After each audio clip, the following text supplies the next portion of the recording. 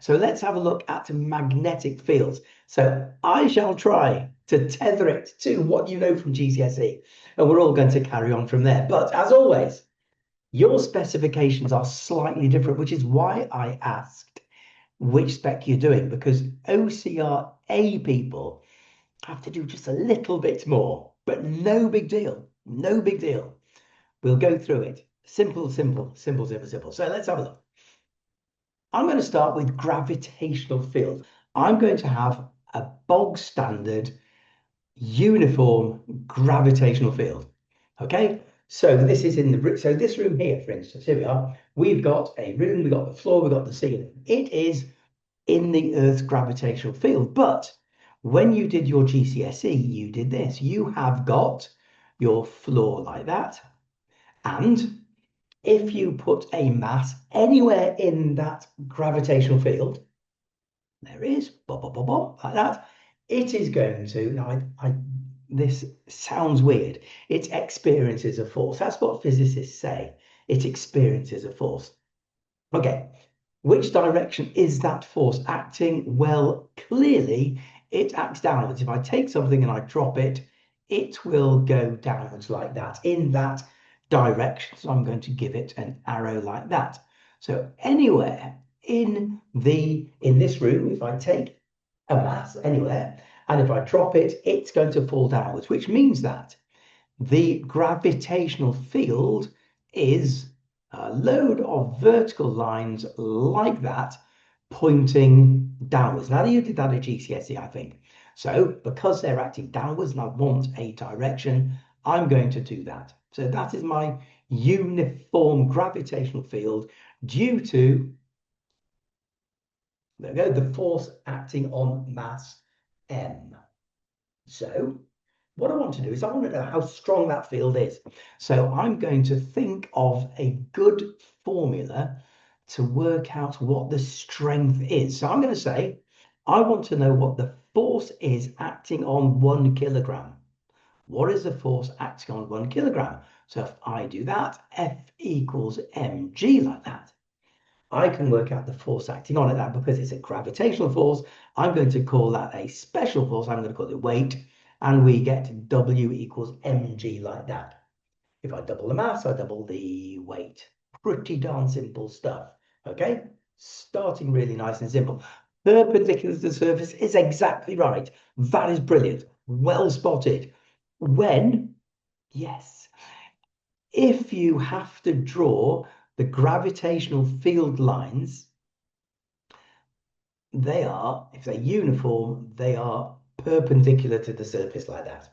Absolutely right. Now, I'm not going to do potential because when I asked before, you haven't done much on fields. So we'll leave potential out for the minute.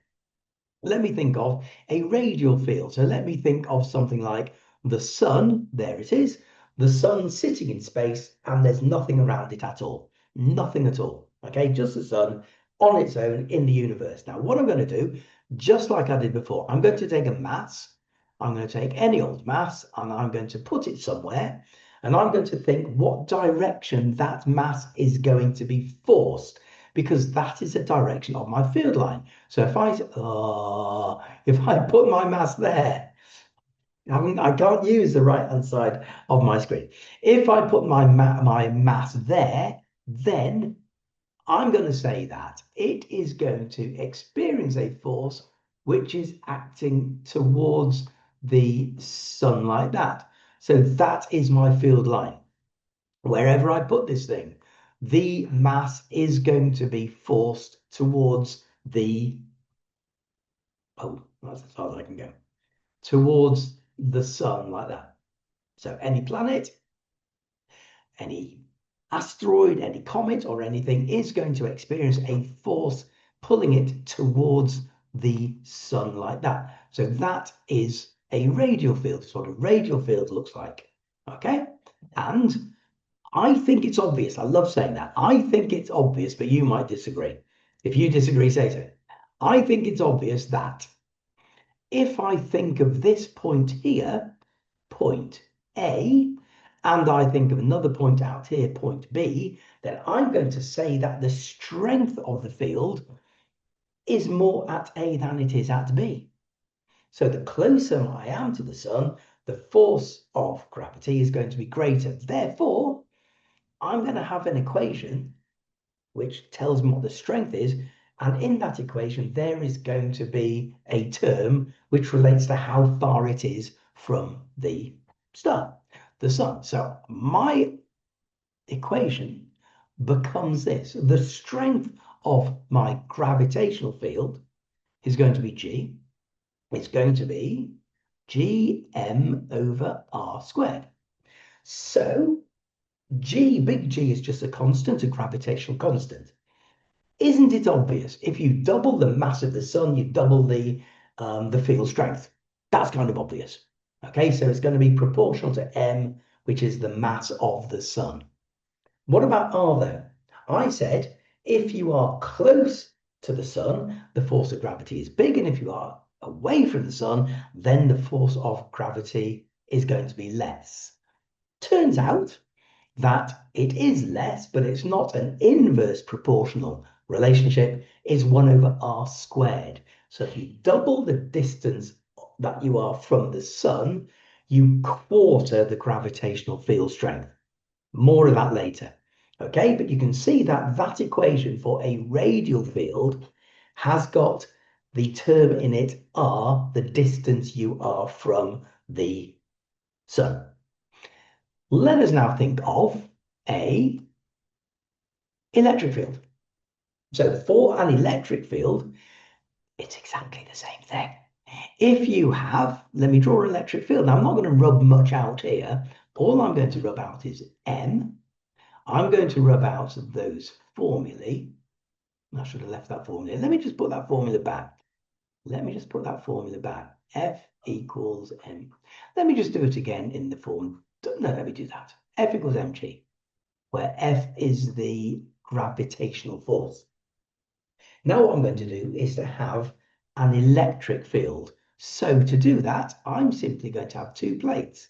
I'm going to have one at the top, which I'm going to say is positive, and I'm going to put a plate at the bottom, which is negative. So I can just connect them to a battery. I can connect to the high voltage supplier. I can get to a Van de Graaff generator. I can connect one to a cloud if I want, and one to the ground. It doesn't matter. One of them is positive and one of them is negative. Now, I'm pretty sure that you are, yes, I'm pretty sure that you are happy with that from GCSE. Okay, now what I've got two parallel plates like that. Top one is positive and the bottom one is negative. And I'm going to put not a mass in there, I'm going to put a charge Q like that. Okay, now that charge is going to experience a force. Now, if I conventionally make it positive, that force is going to be away from the positive plate and towards a negative. A positive and a positive repel, and a positive and a negative attract. So that is the direction of the force. Now it turns out that a uniform electric field is the same shape as a uniform gravitational field. So if you can do uniform gravitational fields, you can easily do uniform electric fields because they are almost the same thing.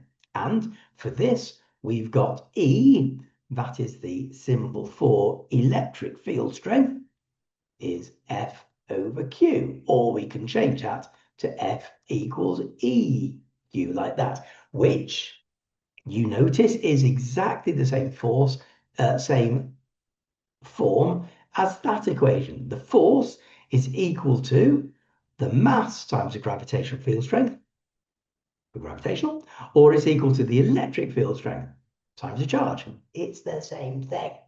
The same thing. Simple. But the thing about electric forces is, unlike gravitational forces are only attractive. Two masses are only attracted towards each other. With electric forces, you've got a slight problem to think about. If both charges are the same, then they are going to repel. And if the charges are opposite, then they're going to attract. But that's the only thing that makes them ever so slightly harder. Now, let's have a look at a radial electric field. I'm going to put in the middle here a charge. I'm going to call it charge Q like that. And I'm going to bring other charges next to it. I'm going to put a charge at point A, and I'm going to put a charge at point B. There is going to be a force between them. Okay, so let's say Q is positive, and let's say the charge I bring up to it is also positive, then the force is going to be repelling.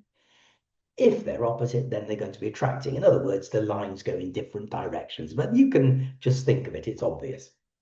Okay, now, how is that force going to vary? Well, obviously, it depends on the size of Q. If I double Q, I double F. Intuitively obvious. Here comes a tricky bit. What happens to R, the distance between these forces?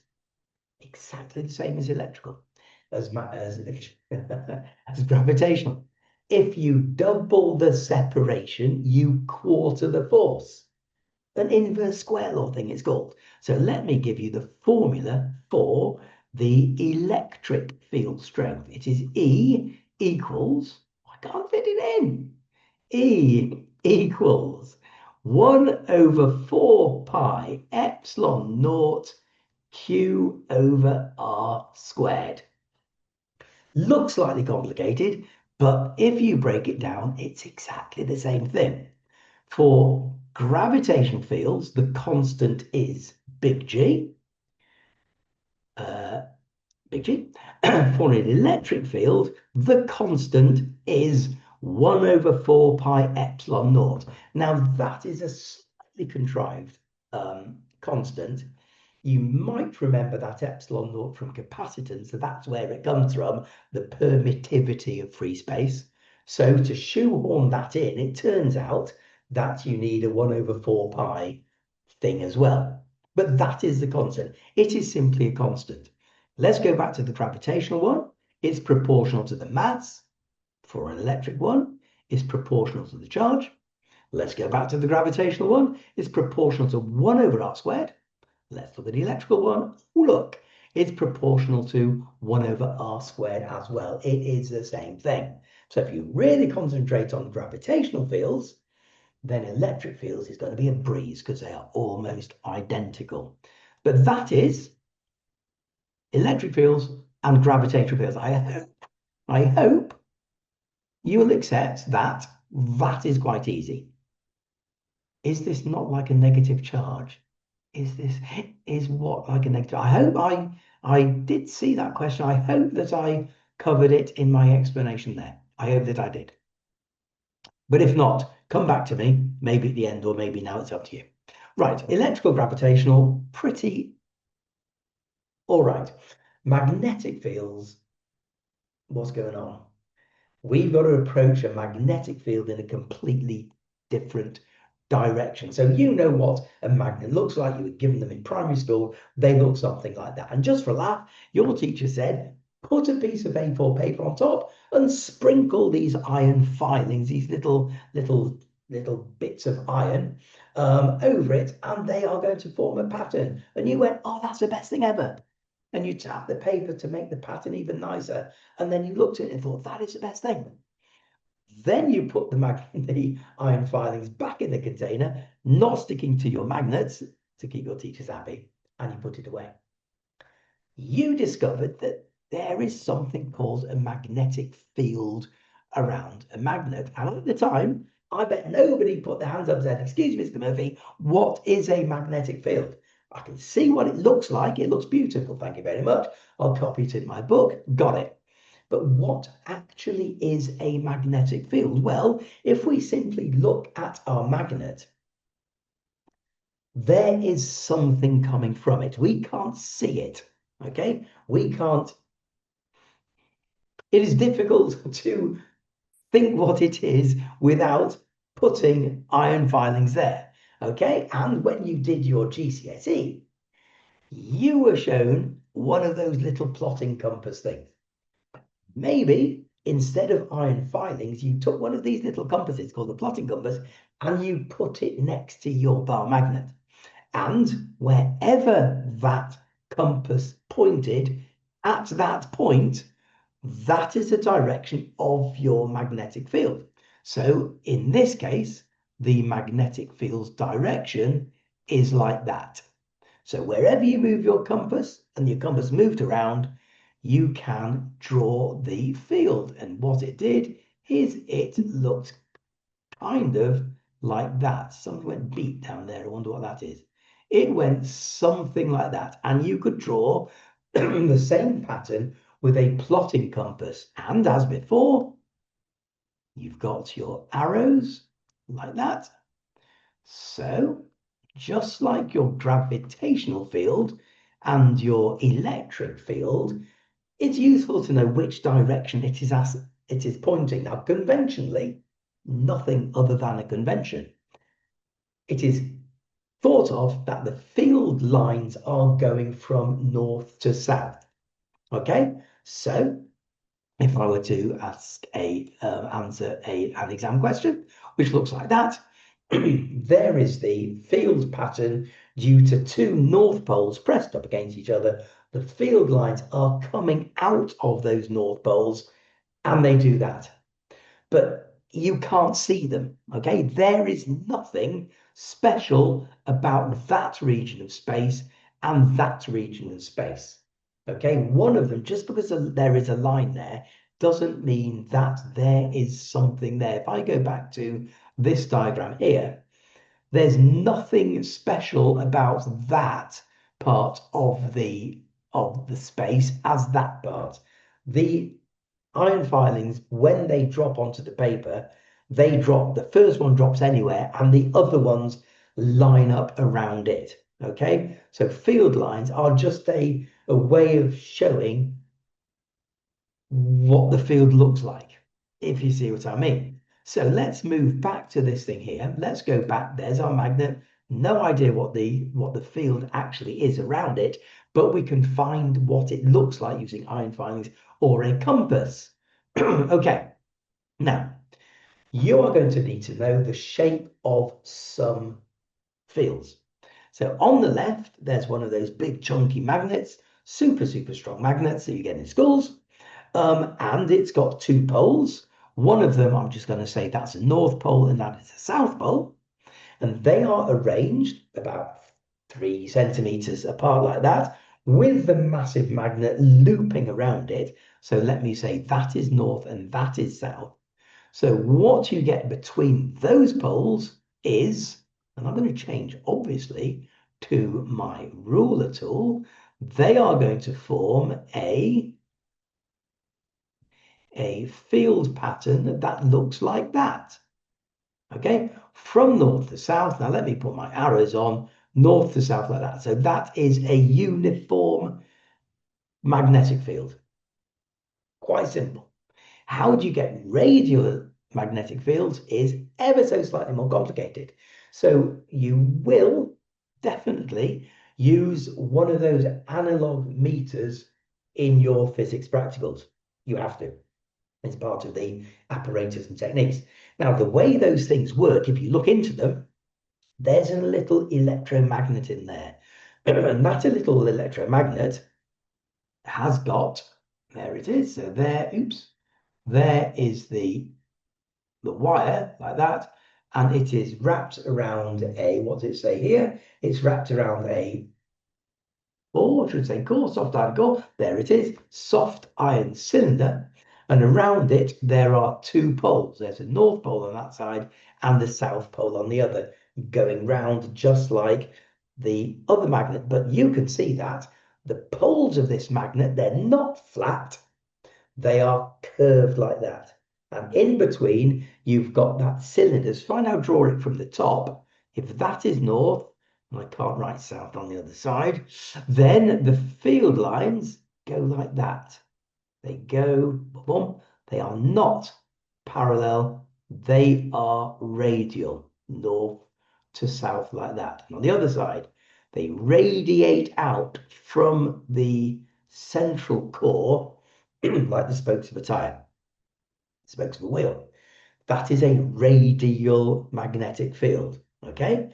But we can make those quite easily. What we can't do is do what we did for a mass and a charge.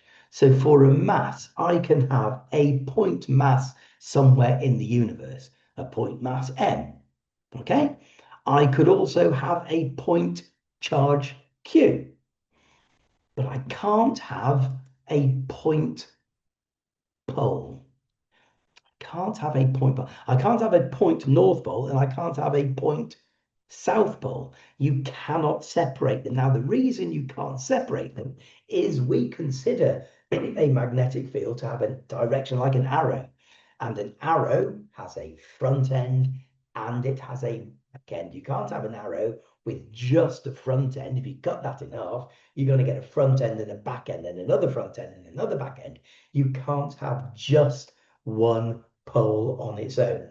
So that causes a bit of a problem, which means that when we're talking about magnetic fields, we're going to talk about them in a completely different way to electric fields and gravitational fields.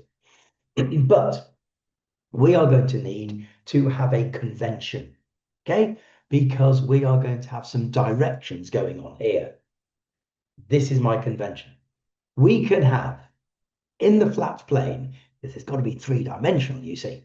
We can easily have up, we can easily have down like that, we can easily have to the right, and we can easily have to the left like that. That's easy. That's in the plane of your screen, the plane of your exam paper, or whatever. But we've also got that third dimension, which is coming out of your screen, out of your exam paper, or into your screen, or into your exam paper. Now, the convention for that is having this. So this is coming out and that is going in.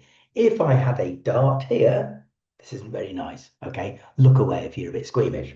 If I had a dart in my hand here and I threw it towards you like that, when it's going towards you, you see the point like that.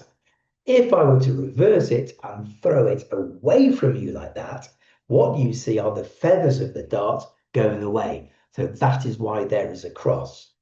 A cross is going into the paper and the point is coming out. So we're going to need to use those when we draw our magnetic fields. But we still haven't come up with an idea of how we can measure the strength of a magnetic field. What can we do? Well, it turns out that there is a phenomenon that can help us. And that phenomenon is basically magic. No other word for it. It is magic. Very, very clever, absolutely beautiful. It turns out that if you have an electric current, that electric current has a magnetic field associated with it. Now, that offers us a way out. So let me do this. Let me just start off with this simple experiment. I'm going to have a wire and it's going upwards through a flat sheet of paper. Okay. I'm going to eventually put a current through that wire. And like I said, around the wire, there is a magnetic field. Now, this was done at GCSE, very, very briefly at GCSE. I'm going to plonk on there one of these little compasses called a plotting compass, okay? Usually got two glass faces so you can see it. It's only a little thing about 2 centimeters in diameter. Now that plotting compass has got a little magnet which is on a little needle and it can rotate. It points north, okay? That's what it does. I'm going to put some of those plotting compasses on the sheet of paper, then I'm going to turn my current on. Let's have a look at a GCSE question. On the diagram, draw the shape and direction of the magnetic field produced. Okay. If you then take your little compass and put it on the paper, move it around the paper, you will see that the compass needle points in a certain direction. And by moving it around, it becomes pretty obvious what the actual pattern looks like. So it looks like that.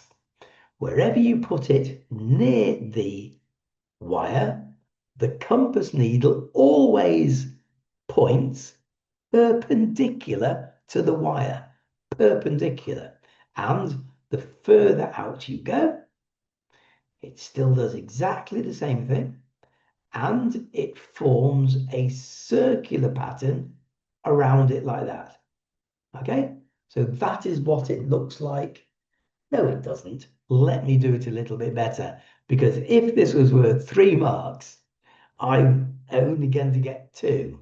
Because what happens is, just like the inverse square law, the further away from the wire you get, the weaker the magnetic field is. So I'm going to show that by spreading out the circles kind of like that.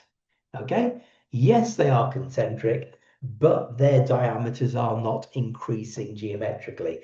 They are spreading out.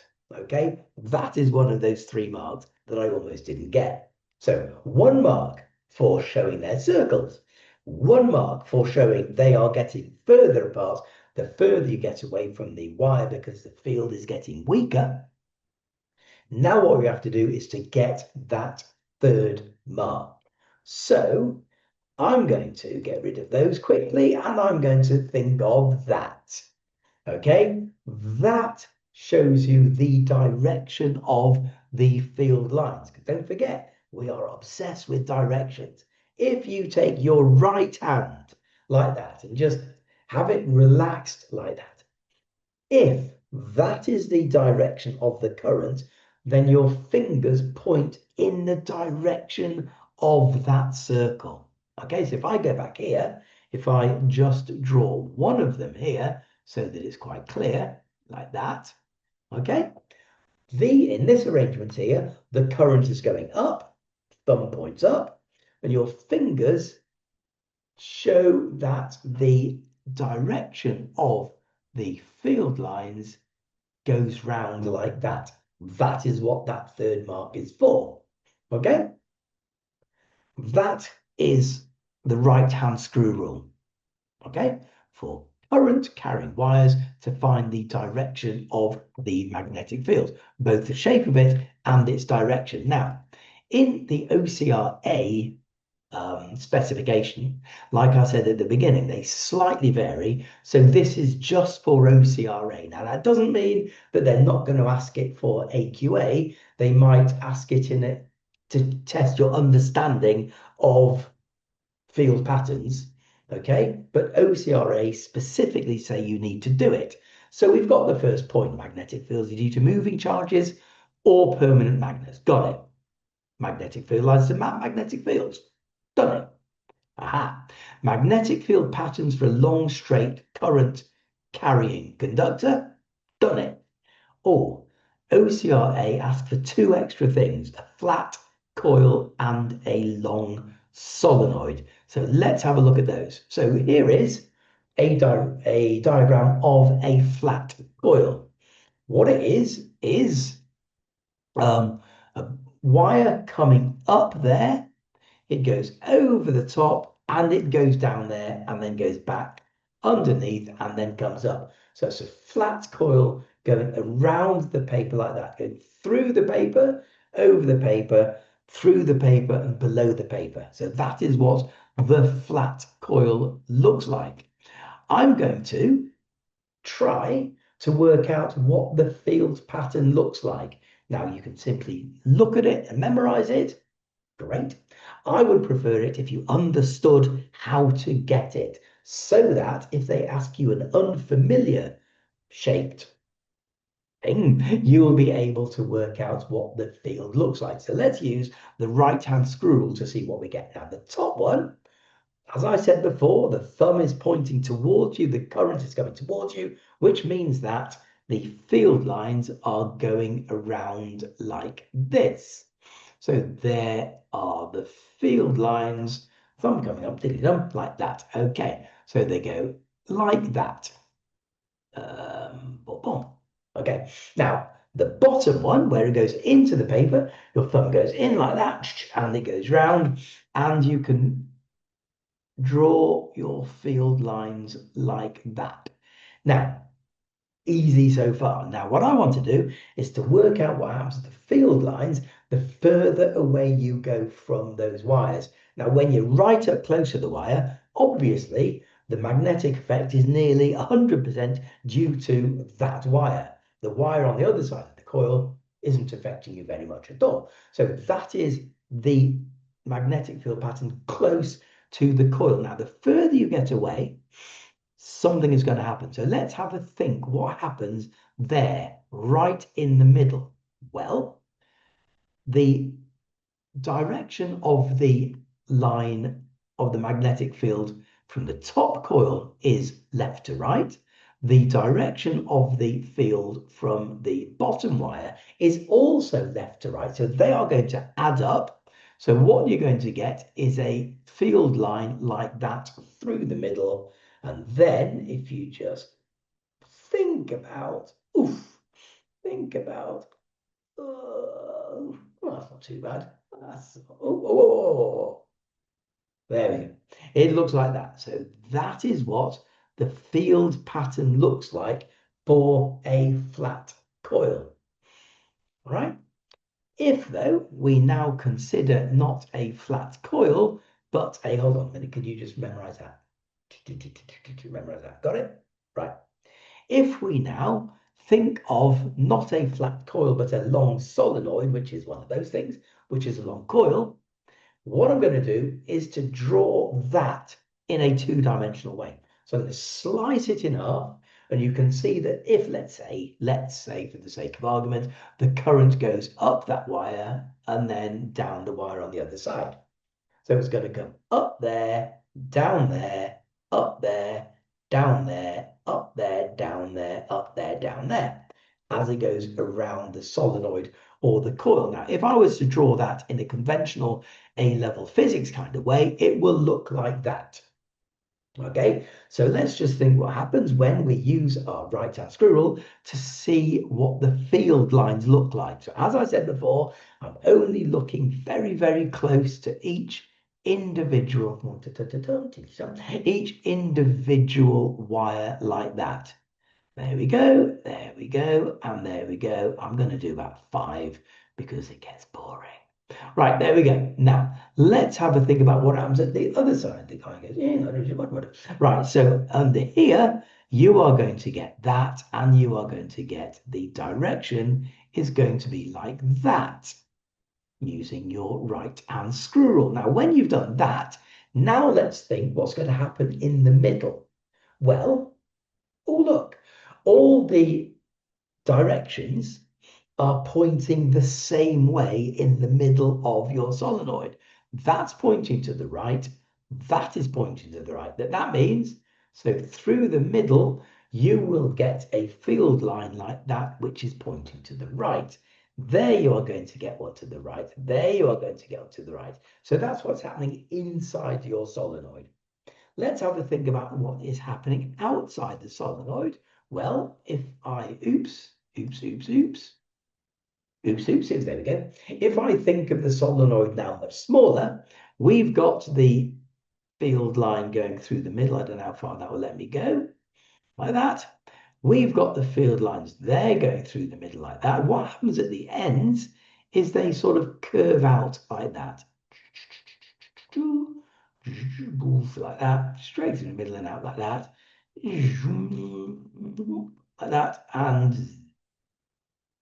like that. Okay, that's what the field lines look like. I know what you're thinking. That looks just like a bar magnet, and you would be absolutely right. Unfortunately, because we are obsessed with directions and north and south poles, we need to know which is a north pole and which is a south pole. Let's think way back to what we did with our bar magnets and drew our little diagrams and passed our GCSE physics and really enjoyed it. What happens is the field lines go from north to south. So we have in effect a bar magnet where this end with the field lines coming out of it is the north pole, and this end where the field lines are going in is the south pole. That's the OCRA stuff. And you can see AQA would be quite justified in asking a question about that, because it's not that different from a current carrying wire. Right, let me just go back to that slide that I dashed over. Maybe, and I've seen this is in your textbook, sorry, this is in many, many textbooks. It tries to explain how you know which end of a current carrying solenoid is the North Pole and the South Pole. If you like this sort of thing, I shall go through it very quickly. Some people love it. Not my bag, but some people love it. Now, let me explain. The green thing is the three-dimensional drawing of your current carrying solenoid. It just happens to go, they've just chosen it, it just happens to go up the back and out the front. If you were to look at that thing, from here, like that, you will see the solenoid as a circle. Okay, there it is. So there's your circular solenoid like that. Now, as I said, the current goes in the back and out the front. So the current is going clockwise. So let me just draw my two arrows, make them obvious. There they are. The current is going clockwise. Now, due to a coincidence, nothing else, if you draw the letter S inside the solenoid like that, and at the end of the S, you add little arrows like that. The arrows point in the same direction. If you look at the other end, where the current is going in the opposite way around that circle, if you draw the arrows of the current and you draw a sort of floppy N shape, oops, I can't do it, an N shape like that, then if you draw the arrows on the end of your letter N, then they point in the same direction as the current. Now that is just a coincidence, pure coincidence, but that is another way of working out which is the north end, which is the south end. I prefer to use my, to do this, okay, because that's actually understanding it. Just memorizing something like that might go horribly wrong. But if you understand what's going on with these currents, then you should be okay to work out which is the north end of your current carrying solenoid and which is the south end of your current carrying solenoid. The pattern is just like a bar magnet with the north and south pole. There is a field inside your current carrying solenoid, and it looks like that. It goes straight through like that. Now, there is, if you're doing AQA, there is a practical where you are going to try to find, you're going to investigate the field strengths due to current carrying coils. Okay, good luck with that. Bit tricky, bit fiddly, but it's an investigation on this magnetic field pattern. Moving on then, moving on. I hope that's nothing's gone in the chat. Nothing's going in the chat. Right. Let's pause a minute. Because if you remember, fun though this is, we're trying to find out how we can measure the strength of that magnetic field. Now we've got something to help us. We've got the force of a current carrying. There is a force on a current carrying wire in a magnetic field.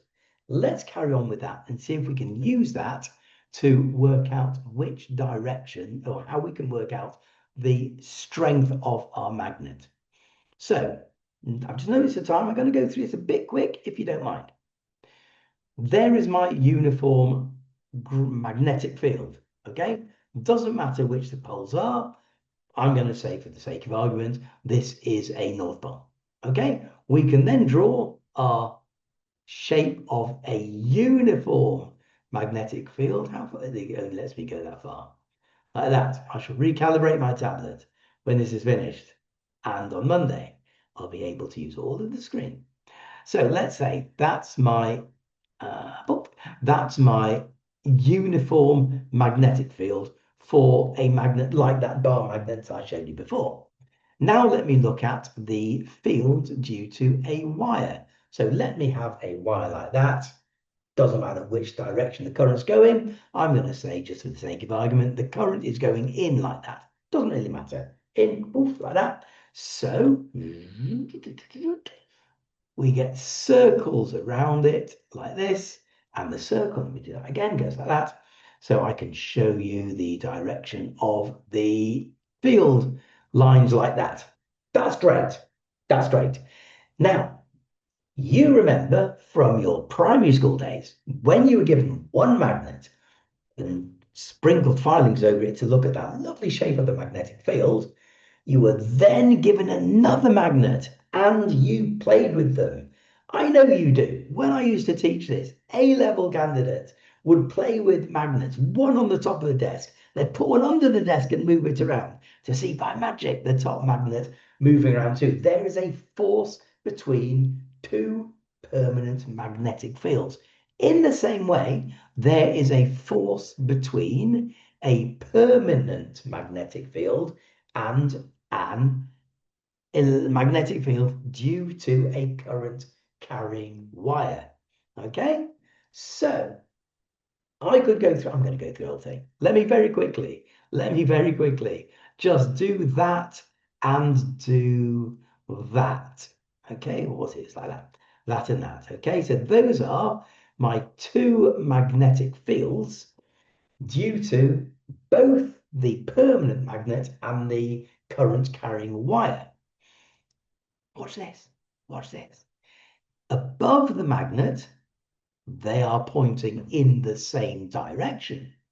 Below the magnet, below the wire, they are pointing in opposite directions. So we are going to have to worry about what this field looks like, where above the wire, there's going to be lots of field lines, but below the wire, they are going to be fewer because they're going to cancel out.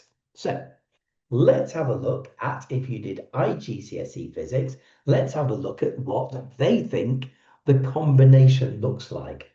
That's what IGCSE think it looks like.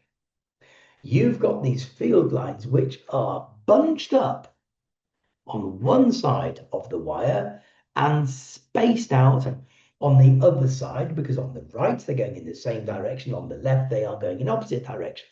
Now, what's going to happen is, if you think of these lines as lines of force or stretched elastic bands, then that wire is going to have a force exerted on it. What happens is that wire is going to be forced out of the field in that direction. Okay, it's going to be catapulted out of the field in that direction. The field lines on the right are trying to straighten up, and in doing so, they're going to push the thing out like a catapult, the catapult field. Okay, now you can go through that whole process if you like, trying to work out where the field, what the field lines look like. Are they in the same direction? Are they in the opposite direction? What does the combination of magnetic fields look like, to work out which direction the wire would go in? That would take about 25 minutes of your physics A-level exam. Haven't got that long. Haven't got that long. So somebody thought of this before, a chap called Fleming. And what Fleming did is he could see that the direction of the magnetic field is like that. The direction of the force is like that. And the direction of the current is perpendicular to both of those directions. That's why we had to do the up, down, left, right, in, out thing about 25, 30 minutes ago, because we've got 3 dimensions to worry about. Not to worry, Fleming came to our rescue, and that's what he gave us. He gave us Fleming's left-hand rule. Ta-da! The left hand. The first finger represents the field, the second finger represents a current, and the thumb shows us which direction the force, the motion, is going in. That is Fleming's left-hand rule. Now, you must know that. I'm sure you did that before at GCSE. It is intuitive to get your left hand, and it just happens automatically. Then what you have to do is fiddle your wrist and move and swivel your hand around so that it is pointing in the right direction. Let's have a go. Okay, so I'm going to say, for the sake of argument, the current I'm going to say for the sake of argument that I'm just going to make these up. I have no idea what it's going to look like. I'm going to have the current going that way. I'm going to have the field going from north to south. There we go. I'm going to have the field going that way. Now that wire is either going to go up or it's going to go down. Let me work it out. The second finger is the current going like that. There we go. I don't know if this is right for you, but it's right for me. The first finger pointing in the direction of the field is pointing north and south, which means that my thumb is pointing downwards. This wire will be forced downwards. Okay, that is all fine and dandy. That's quite straightforward. That's quite GCSE-ish. Okay, but we are going to use that phenomenon to work out what the force depends on, and that enables us to tell us how big the field is. What is the field strength? Well, what does it depend on? I shall not waste your time. I shall not waste your time. You know that that is the equation from GCSE. F equals BIL. The force on the conductor depends on that weird thing, B, the magnetic field strength. Oh, this is GCSE. This is GCSE. They call it magnetic flux density. Why on earth they call it magnetic flux density, I have no idea. Tell you what, I'm going to call it magnetic field strength, because that's kind of more obvious, isn't it? So if B is the magnetic field strength, I is the current and L the length of the wire in the magnetic field, then the force is going to depend on the strength, is going to depend on the current, and it's going to depend on its length. If you double the strength, you double the force. Obvious. If you double the current, you double the force. Obvious. If you double the length of the wire in the magnetic field, you double the force. Obvious. So F is proportional to B is proportional, I is proportional to L. F equals BIL. Okay? Only though if you use the correct units. More of that later. So this is what we could do. We could get our wire and we could put it in a magnetic field like that. Okay? Two ways in which this force can be increased. We could increase the magnetic field. We could increase the force. We could increase the length of the wire in that magnetic field. There are three. Okay, so that's a nice question. But I want to actually find out what B is using that equation. So I'm going to do this. I'm going to put a current through a magnetic field. And in this case, the wire through the magnetic field is XY. Okay, you can see that's going through the magnetic field. You can see that the magnets are arranged so that the poles are horizontal, north on the left, south on the right. So the field is going from north to south like that.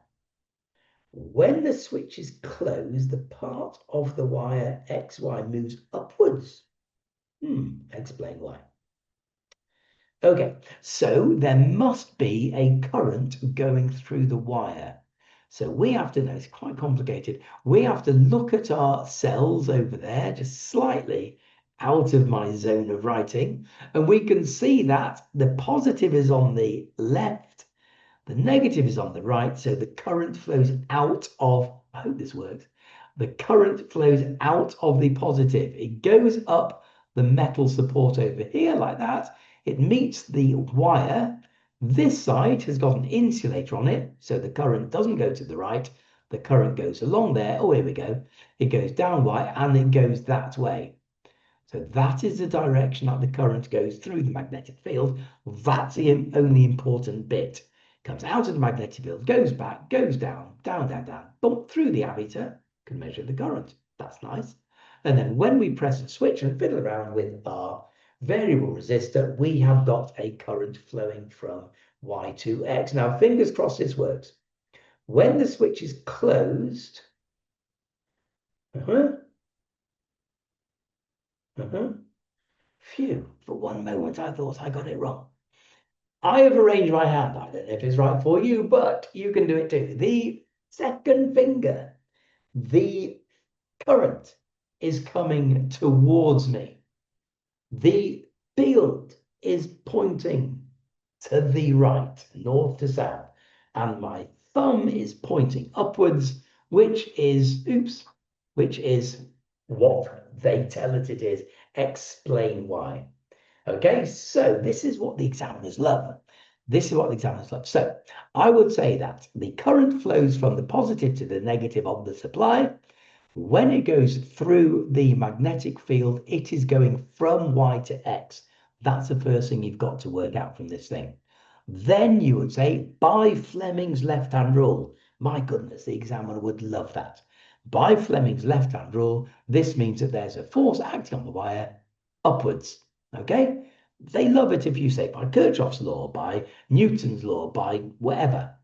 The thing. So that's why the wire moves upwards. Now, that was easy. That was easy. Then it goes on to say that. So now it gets quantitative. It puts numbers in. And we've got another little problem here because the force on that current carrying wire, which is up, is going to be balanced by the moment of a weight acting down. So there is my pivot. It has given me the distance, the force, the distance, the force. So using a completely different area of physics, moments and moments in equilibrium, we can work out what that force is. F times 8 equals 0.02 times 2. Job done. So that is how we calculate the force, and we will very clearly show our answer, how we worked out our answer. Then we've now got the force, so we can carry on to work out the magnetic flux density using that formula up there that I can't write. Let me write it here. F equals BIL. Using moments due to the balancing of that current, we can find F. We know what the current is because we've got the ammeter, we can read it. There is I. And it tells us here, there it is. There it is. X is 5 centimeters long, so we've got L. So we've got those three things in that formula containing 4 variables. We can then calculate B. Give the unit. Now, the unit of B. We've got a choice. We've got a choice. If we can be amateurs, we can simply call it a Tesla, like that. The unit of B is a Tesla. So that big lump of a magnet I showed you before has got a magnetic field strength of about 0.7 Teslas, just to give you an idea of how strong a magnetic field is. The Earth's magnetic field is millionths of a Tesla. Okay, big chunky fields, 0.7 Teslas you can get in schools. Okay, you can get much, much bigger ones using electromagnets. More of that later. So here we have our magnetic field strength measured in Teslas, but they also measure it in Webers per square meter. Now, you remember 15 minutes ago when I looked at that GCSE thing here, I could go back to it, it said where B is a magnetic field strength in Webers per square meter. I thought, why are they doing that? That's just overcomplicating it. It should be, for GCSE, it should be Teslas. But for A level, this is where it gets interesting because that tells us what the magnetic flux is.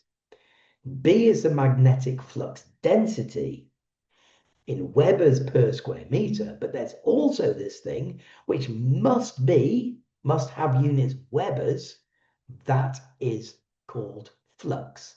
Flux density in Webers per square meter, flux in Webers. Let me try to explain this, okay? This ain't particularly straightforward. So, first thing I'd like to do is, oh, look at the time. Oops. First thing I would like to do is to look at that thing called flux. Okay, if I go back a slide, B is a magnetic flux density. What is the meaning of that word flux? Well, good old Wikipedia gives what I think is a very succinct definition. Flux describes any effect through a surface. Okay, now in this case, our magnetic flux is the magnetic field which appears to pass. It doesn't actually pass, but it appears to pass through a surface. That's what the flux is. And to understand what magnetic flux is, I'll go this and then we'll finish. There are two magnets pressed together. I'm going to ask you, where do you think the magnetic field strength is greatest? Well, that's stupid. I'm going to give you two options. I'm going to give you A or B. Sorry to insult your intelligence. Clearly, the magnetic field strength is greatest at A.